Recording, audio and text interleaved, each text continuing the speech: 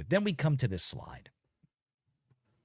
Right. This is the one they really should have thought harder about. This is what, well, they baited everybody on this one, right? They left this big dangling carrot out there, and people like the Hollywood Reporter and Discussing Film and everybody else under the sun took the bait. Absolutely took the bait. Well, they want to eat the bait. They love the bait. Yep. And what's the bait? Let's start with this. You look at Frozen, you look at Toy Story, you look at Avengers and Star Wars.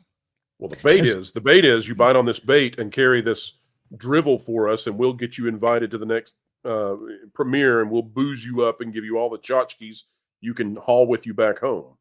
Yep. That's the bait. Well, if you look at this, people think they see Toy Story, and they think of not just Toy Story, but they think of Pixar. It's like, oh, well, Disney paid $8 billion for Pixar. 5.5 times that is, oh my God, that's a huge number. $40 billion. Exactly. Now, wait a minute. They said Toy Story, not all of Pixar, right? How about the Avengers? What do people think when they see that? They think $4 billion for Marvel. Yep. But that's not what the fine print says. The fine print says... Hold up. We can't miss this point. Mm-hmm. They made it Avengers because if they made it Marvel, then they'd have to include all the new... I'm not going to cuss. Crappy Marvel movies that destroyed the ROI. So that's just the Avengers movies. Yeah, that's what I was going to pull up. More successful. When they talk about this, and you look at the bottom, we talked about this in the video. That's where I was going with this, is that it's not Marvel. It's just the Avengers. The Avengers Age of Ultron and Infinity War and Endgame. 4 titles. So people are thinking like, oh, they spent $4 billion. Well, they didn't spend $4 billion just to get the Avengers. So this is when you start realizing, something strange here. And the same thing with Toy Story. Frozen, they didn't acquire Frozen. They just invented Frozen. But if you look here, it says, this reflects the ratio between revenue and investment on titles released following Disney's acquisition of the IP. Again, I don't recall acquisition of Frozen. Revenue reflects aggregate 10-year revenue streams, both generated and expected. 10-year expectations.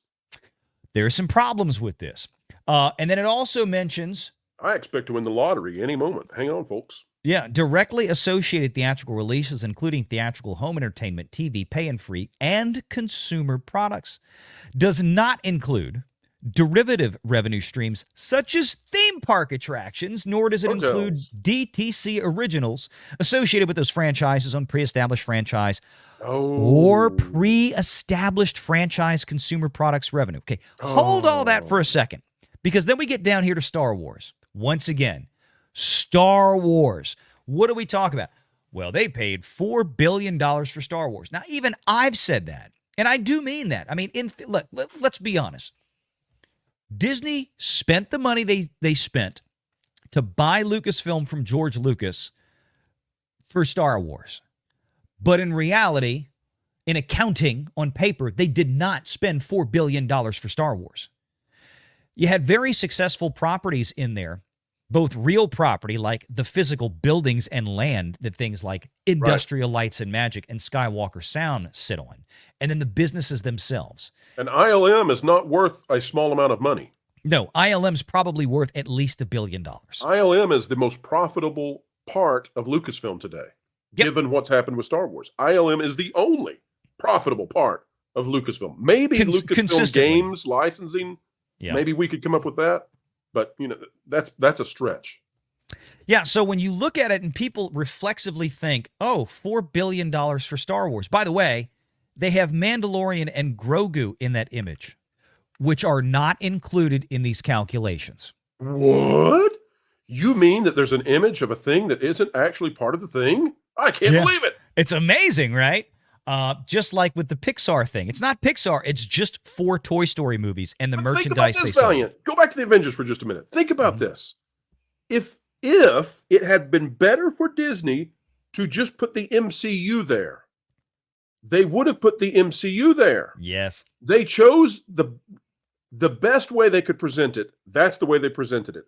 Right. And that means that just the Avengers gave us the number that we have versus the MCU. Now, wait a minute, though. How can that be possible? Because the MCU was the most successful movie franchise ever.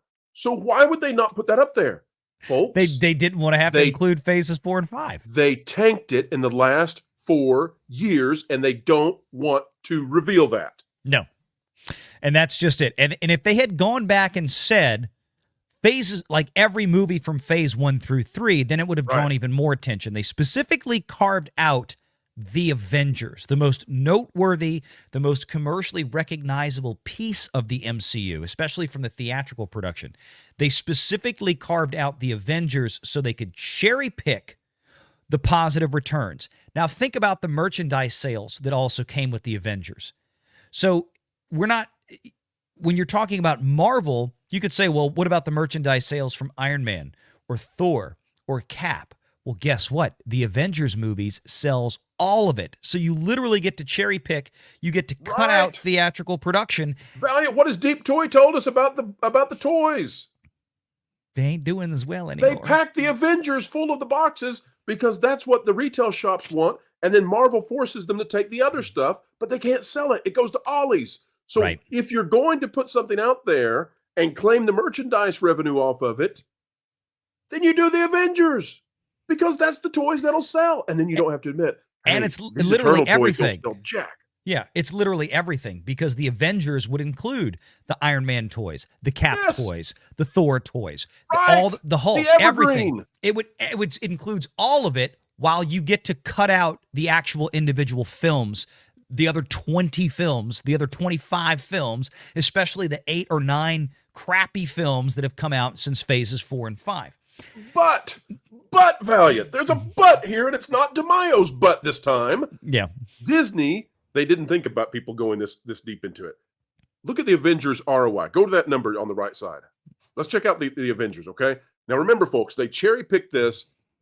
This is the best they can possibly do, right? Mm-hmm. You've got just the Avengers characters. So you've got the very best on licensing. You've got the very best movies out of the MCU. In terms of ROI, they picked it on purpose. It came in at a third of Frozen. Yep. See, this is why this slide is so stupid, is because Disney inadvertently showed that even if they cherry-pick the Avengers and Star Wars to the very best of their ability, they perform at a third of a franchise with, count them, 2. A total of 2 movies, and that's it. Yep. That's all Frozen gets to count here. The big thing is that Frozen didn't have any acquisition costs. What was the acquisition cost for Frozen? Nothing. What was the acquisition cost for the Avengers? We don't know. What was the acquisition cost for Star Wars? Truly, we don't know. And that's the point. There is no baseline for this to figure this out because we don't know how much the Avengers counted in the $4 billion of all of Marvel. We don't know how much Star Wars counted as opposed to Industrial Lights and Magic, to Skywalker Sound, to Indiana Jones, and everything else that was part of Lucasfilm's purchase. And I bet, Valiant, they don't either. They don't. That's just it.